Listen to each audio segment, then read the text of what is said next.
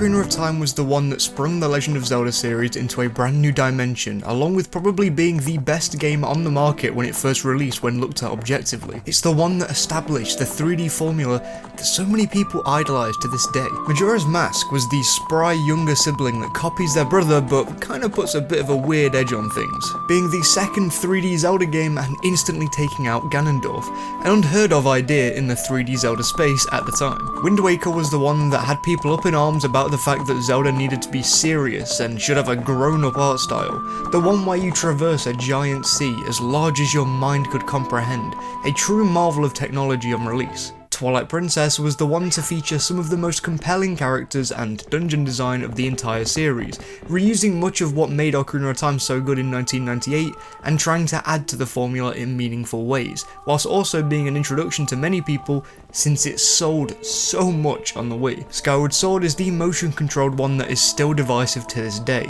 the one that has you traversing the skies above for the very first time in a 3D setting, the one that shows you the beginning of everything in the series despite being set after previous events. Breath of the Wild. Well, most of you, if not all of you, probably are aware of the impact that Breath of the Wild had, but it evolved the open world formula to a degree that people still refer back to 6, nearly 7 years later, and spawned games like Elden Ring and, more notably for today, its sequel, Tears of the Kingdom. So what's the through line here? Every pure 3D game in this franchise has had some kind of identity to go with them, something that you can pretty easily put them together with. Innovation, how divisive they are, etc. In a nutshell today, I want to answer, what might Tears of the Kingdom be remembered for, because this can be a problem for the game, and when you put all of those games together, it becomes apparent that this game's legacy might be harder to leave behind. I mean, one of the reasons why some people didn't have quite as much fun with this one as they did with Breath of the Wild, despite conceding that a lot of the aspects are better, is that Breath of the Wild had some wow factor that was lacking with Tears of the Kingdom. So will it be remembered as the beginning of the end of the franchise, or is it the best thing ever? Well, okay, it's going to take a little more nuance than that, truth be told, but first off, Breath of the Wild's legacy is one of the main reasons why Tears might not have that lasting impact, so let's get an idea of Breath of the Wild's aging process. It's important to note that I'm not really taking story into account here. When I was listing all of those games, I didn't say one had a better story than another, because in this conversation, I don't think it means anything. Most of the casual gamers don't remember the Zelda games for a story, as much as I hate to say it. Every Zelda game has a story, and with the exception of a couple games, I don't think they're a defining feature of those games. So yes, Tears of the Kingdom's lore is lackluster, let's be honest, but to the casual, they probably won't remember that aspect of it. Let's get something obvious out of the way. Breath of the Wild is an amazing game, right? There is almost absolutely no world in which it's bad. On a subjective level, some could call it mid or whatever, sure. But terrible would be a big stretch, and the only people who usually throw that thing around are people who are being hyperbolic for clicks or are scorned as Zelda fans of old. Once again, some amount of nuance is applied here, but here's where I revert on this positivity, and I say that I don't think Breath of the Wild is going to age great. I don't think it'll age poorly, just not great. But many of you probably think that Tears of the Kingdom will age poorly in place of Breath of the Wild because it was the first game that took the open world Ubisoft formula and really did something with an open world since Grand Theft Auto. Those special memories of wandering the era of Wild's Hyrule for the first time will only grow stronger over time, am I right? Plus, I still uphold that Breath of the Wild had more places with a cozy vibe than Tears of the Kingdom because of the world still recovering heavily from the battle 100 years ago. Plus, I'll admit the lore is more consistent and concise than Tears.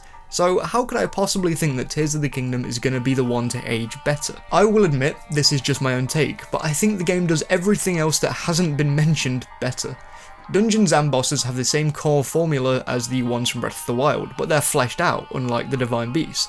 On that same line, bosses, the design is better, giving a nice blend of old and new boss design. The final boss is probably the best in the series in my opinion. Shrines are very much subjective, but after playing Breath of the Wild this year, I can happily say that shrines are better for the time being, but that could change with time. Not to mention all of this other stuff that they changed in the overworld, the depths, and Skylands. They're debatable in my eyes, but the caves on the surface are one of, if not the best addition in the entire duology in my eyes. Expanding on an idea that was only really found from time to time in Breath of the Wild. As a lot of people were saying around the time of launch, I truly think that Tears of the Kingdom is more of what we loved about Breath of the Wild, so much so that Breath of the Wild became a foundation, and Tears built a skyscraper on top of it with some wobbly building on the way up. So in 15 years, when I'm debating which Zelda game to show my child out of the Kingdom duology for the first time, will I pick the video game that changed the open world formula and had the better lore, or will I pick the game that I find more fun to play and will give the child a decent view of dungeons in the wider series without the complexities of the traditional ones while still having a sprawling open world to pick from? Personally speaking, I'll pick the second option. One last time, I want to stress that this was a very cynical look at Breath of the Wild in the same way that a lot of people are currently being very cynical towards Tears of the Kingdom. I still very much love the game, and at the end of the day, this point's just here for argument's sake, and to drive just a little bit of interaction in the comments. To be completely honest, I'm sure both can be remembered for completely different reasons. They are not mutually exclusive. Moving away from all that negativity though, I also think Tears of the Kingdom is just very rewarding. Breath of the Wild was also very rewarding, like everything you do has a meaning. That's why it changed up open world game creation. But I think Tears of the Kingdom built on that to an unfathomable degree. Like, the game has some of the best side quests in the entire series in my opinion. Caves have bubble frogs, the entire point of the depths is to give you a gameplay loop that feels rewarding so you can upgrade your battery capacity, something we'll talk about later on. Randomly exploring the depths can net you amiibo items from Breath of the Wild, then exploring the Skylands can net you upgrades for your sage spirits. Even stuff that is nearly completely overlooked in Breath of the Wild is built upon tenfold in Tears down to its core identity. Do you remember fighting an enemy camp in the first game? It was cool, right? You'd get a diamond from the whole ordeal at best, and you'd spend a few minutes clearing out a couple wooden platforms full of bokoblins or Lizalfos. By Tears of the Kingdom's inherent nature, this is improved upon. First up, we have enemy camps transforming into whole-ass bases that have been usually set down by bokoblins, moblins, and boss bokkos. You can save people from inside these bases, and by fighting enemies, you directly make your weapon better. Not by like fighting enemies and upgrading your sword like most games in this style, but you can literally upgrade your sword. If you have a decent base sword, go and fuse that silver moblin's head straight to it, and shabam, in the middle of the game that improves your sword by so much that it's hilarious.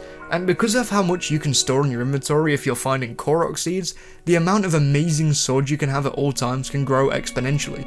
The point here is that I think Tears of the Kingdom will be the game that really made everything you do feel amazing. It gives you that dopamine rush that's so often missed in open world games. Even in Elden Ring, a game that I and so many others adore now, you'll go into a cave and come out with something you just don't need. That problem doesn't even exist in Tears of the Kingdom's DNA. Next up is the most obvious one, and it's strange I've gone on for so long without even mentioning it.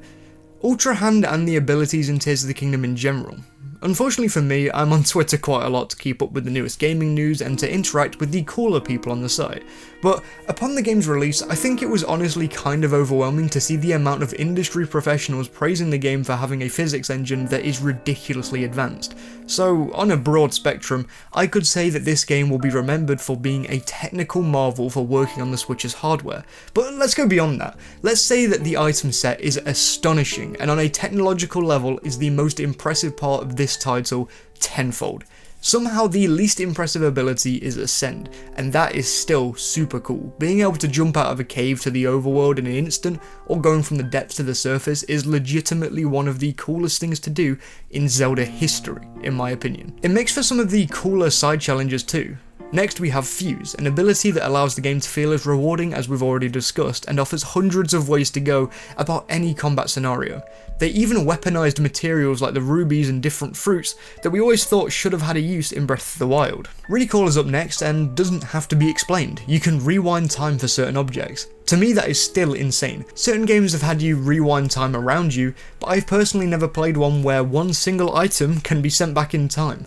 That is an evolution of the idea of stasis in the best way. Then we have Ultra Hand, and some of the builds you can conjure with this thing are insane. I'll drop some things on screen right now that I've seen in the last few months that astound me. I wanted to be an engineer or architect growing up, I would have had nothing on these people, oh my lord. If nothing else, if somehow all other points in this video become null, this is the one that will be true, at least until another game attempts to do it.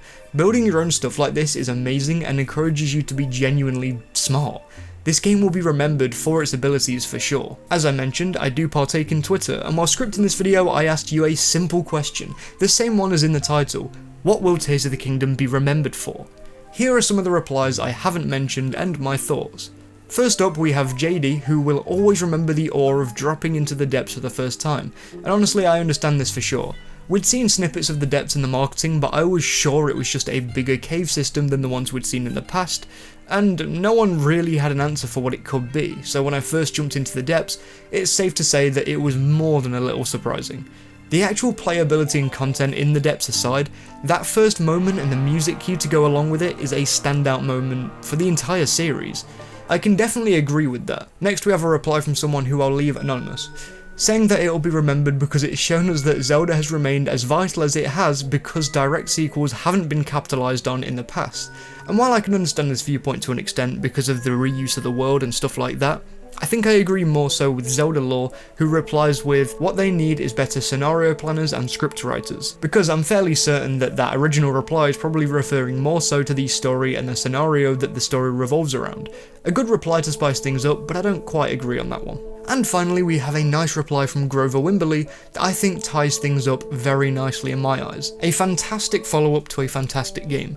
And after all of this bickering about whether I think it's going to age nicely, better than Breath of the Wild or whatever, that's the be all and end all. As Zelda fans, we were treated to 2 unforgettable experiences in a row on a technical and content related level. Personally speaking, I think Tears of the Kingdom will be remembered as one of the greatest entries in the series.